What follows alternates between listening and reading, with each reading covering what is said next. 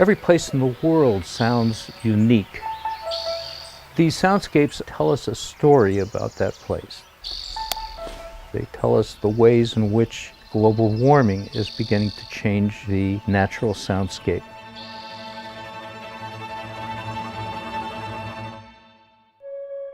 Just before the sun rises at first light is the dawn chorus. The birds begin to sing, and the insects and the amphibians, and that's the time of day to go out and listen. I'm a soundscape ecologist, and I record animals for a living. This is SUGARLOAF State Park.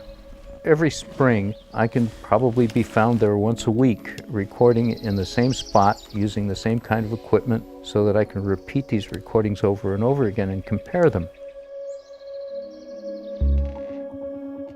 And I have quite an archive of material which shows over time this habitat has been changing pretty radically as a result of global warming and the California drought.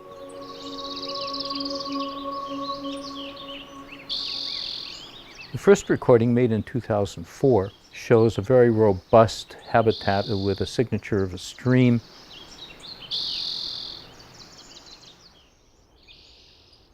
In 2014, things were changing radically. It was already the second year of the major drought in California.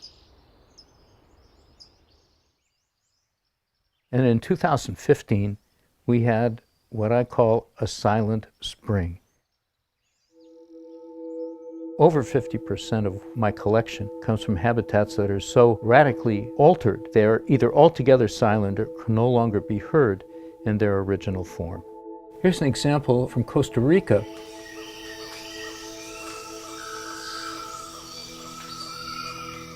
That's before logging, this is after.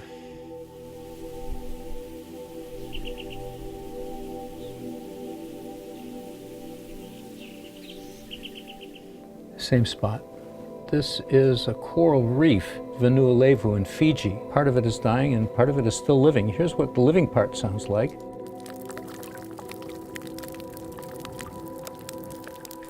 Here's what the dying part sounds like. Hardly any fish sounds. We really don't know what this means in the long run. In the short run, we're beginning to lose these soundscapes because the habitats are just changing so radically, and we're partly to blame for that. When I first began to record almost 50 years ago, I would go out into the field and just put on a pair of earphones and sit and listen because it made me feel good. It made me aware of the living world around me. And so I want to do anything that does that for me.